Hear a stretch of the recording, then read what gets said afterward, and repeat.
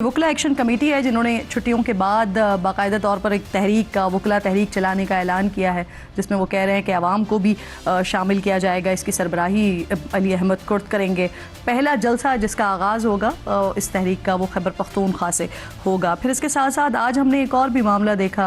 इमरान खान की बहन है नौरीन नियाज़ी साहिबा, इनका इंतहाई मुतनाज़े बयान सामने आया है ऑपरेशन मार्का हक को लेकर, इसराइल को लेकर, भारत को लेकर।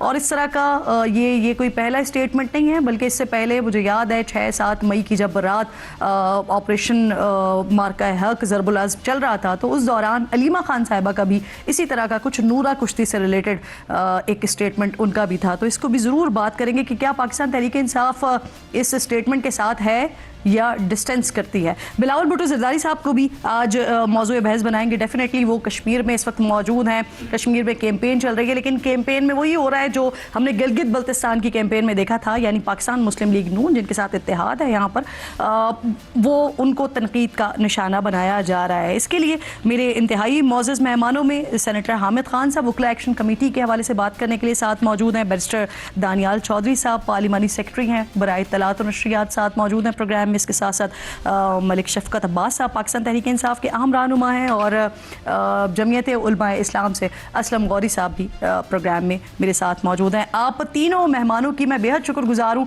और आप तीनों की इजाज़त से हामिद खान साहब से बात का आगाज़ करना चाह रही हूँ कि ये जो ऐलान किया गया है वुकला तहरीक के हवाले से। हामिद खान साहब ज़रा सबसे पहले ये फरमा दीजिए, ये जो आपकी तहरीक है इसका आगाज़ कब से करने जा रहे हैं आप लोग? होगा क्या अगस्त के आखिर में शुरू करेंगे इस तहरीक को, या ये सितंबर तक जाएगी? फिर ये सितंबर से, क्योंकि अगस्त जो है सारा छुट्टियां होती हैं पंजाब में भी और खैबर पख्तूनख्वा में भी।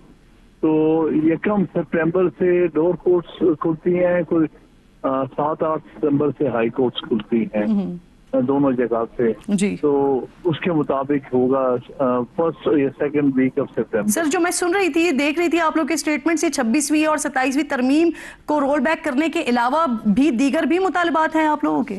उसमें और भी बहुत सारे, लेकिन ये तो सबसे मेन हमारा मुतालबा है, क्योंकि उससे तो आईन की शक्ल बिगड़ गई है और अदलिया बिल्कुल खत्म हो गई है। तो इसलिए ये तो हमारी प्राइमरी डिमांड्स है कि 26 से 27वीं तरमीम को रोल बैक किया जाए, ताकि मुल्क में एक दफा फिर कोई आजाद अदलिया की फिजा हो सके, क्योंकि इस वक्त बिल्कुल खत्म हो चुकी है। अच्छा हामिद खान साहब, सर इस तहरीक को चलाएंगे किस तरह? लॉन्ग मार्च करेंगे, रैलीज करेंगे, प्लान क्या है आपका? इसमें सारी चीजें अकॉर्डिंग टू द सिचुएशन की जाएंगी। इसमें लॉन्ग मार्च भी हो सकती है, इसमें पब्लिक रैलीज भी हो सकती है, और इसमें हम वीकली प्रोग्राम भी देंगे वुकला के लिए, जो ताकि हर वीक हम उसमें कोई ना कोई नया इवेंट कर सकें। हर मेजर बार एसोसिएशन जो है हर वीक में कोई रैली निकालेगी, हर वीक में वो जो है मेन बार एसोसिएशन वो दूसरे वुकला को इकट्ठा करेंगे। बहुत सारी चीजें हैं, उनकी डिटेल हमने अभी तय करनी है। ये इंशाल्लाह सितंबर से ये होगा। और आपकी इन बहुत सारी चीजों में क्या इमरान खान और बुशरा बीबी की रिहाई भी शामिल है? ये भी शामिल, मतलब जितने भी सियासी कैदी हैं उन सब की रिहाई शामिल है। उसमें जो हमारे कुछ और वुकला जो है उनको, और उसमें जो भी इसमें यास्मीन राशिद की भी है, इसमें शाह महमूद कुरैशी भी है, और भी जितने पाकिस्तान भर में सियासी कैदी हैं उन सब की रिहाई की है। और हामिद साहब, कौन कौन से बार्स हैं जो ऑन बोर्ड हैं आपके साथ? देखिए, वैसे तो सारी हैं, लेकिन मेन जो हमारे साथ हैं जी, वो Lahore high court bar association, Lahore bar association, Sindh high court bar association, Karachi bar association है जी, और पेशावर की भी है, क्वेटे की भी बार काउंसिल हमारे साथ हैं।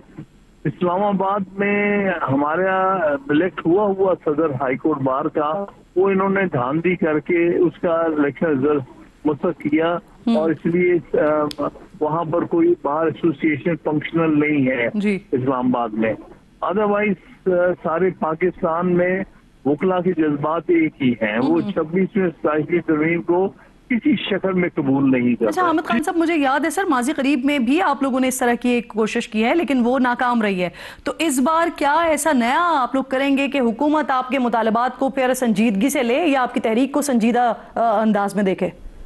देखिए बात यह है कि जो तहरीकें होती हैं उनको वक्त लगता है, ओवरनाइट तो कोई भी तहरीक कामयाब नहीं होती, उसके लोगों की राय बदलते। इस वक्त जहाँ तक 2 साल से जब से ये 26वीं तरमीम आई और 27वीं आई, एक ओपिनियन जो है बार के अंदर, वकला के अंदर पूरी तरह से एक क्लियर हो गई है कि ये असल में आइन का भी कत्ल है और अदालती निजाम को भी तय कर दिया गया है।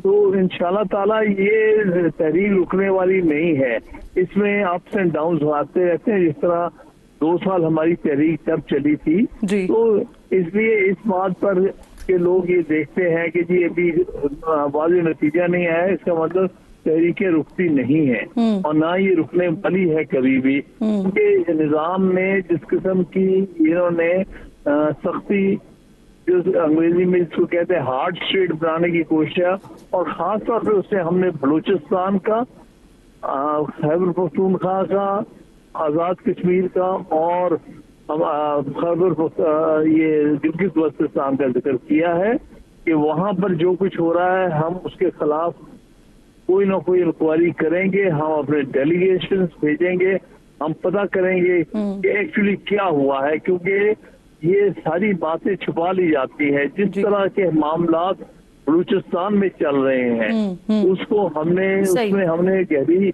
नजर रखनी है और उसमें हमने अपनी इंक्वायरी भी करनी है। आपकी बात हुकूमत ने भी सुन ली है और हुकूमत इस पर क्या राय रखती है। बैरिस्टर दानियाल साथ मौजूद हैं। सर, गुफ्तगू आपने सुन ली, आपको लगता है कि इस बार जो प्लान कर रही है वकला तहरीक, जो वकला प्लान कर रहे हैं जिस तहरीक के हवाले से पैदा कर सकती है हुकूमत के लिए? बिस्मिल्लाहिर्रहमानिर्रहीम। Thank you Kiran for having me on the show. देखिए, वकला तहरीक या कोई भी तहरीक हो, उसको कामयाब करने के लिए जो है बहुत इम्पॉर्टेंट चीज़ होती है सपोर्ट, और वो अवाम की सपोर्ट और इनका बयानिया। देखिए, एक तो अगर हम सपोर्ट की बात करें तो सपोर्ट का जो हालात ये हो गए हैं कि इनके अपने बच्चे मुल्क से बाहर और लोगों के बच्चों को कहना कि सर पे कफन बांध कर आओ और सर पे अपने कफन साथ लेकर आओ, ये दोहरा मेयार देखकर इनके पिछली जितनी भी कॉल्स आई हैं उसमें अवाम का जो जमे गफ़ीर था वो अडियाला के बाहर अभी हो या बनी गाला के बाहर हो, वो आपको अभी जाएँ तो आपको नज़र आ जाएगा। ये अगर आप दोपहर को किसी टाइम जाएं जब मीडिया की वहाँ 500 गाड़ियाँ खड़ी होती हैं तो आपको तब भी नज़र आ जाएगा। ये है रियलिटी। अब तमाम इन्होंने चीज़ें स्टेक होल्डर्स को, तमाम को एक्सप्लॉयट करने की, हर तरह के बंदे को, वो कॉलेजेस, स्कूल, KPK के लोगों को एक्सप्लॉयट करने की कोशिश कर ली, बुरी तरह नाकाम हो गए। अब जब हर तरह से यानी मैं आपके स्टेटमेंट से ये समझी हूँ कि उनके अपने कारकुनान संजीदा, ये सारे मामले पर हुकूमत कैसे इसको संजीदा ले। ठीक,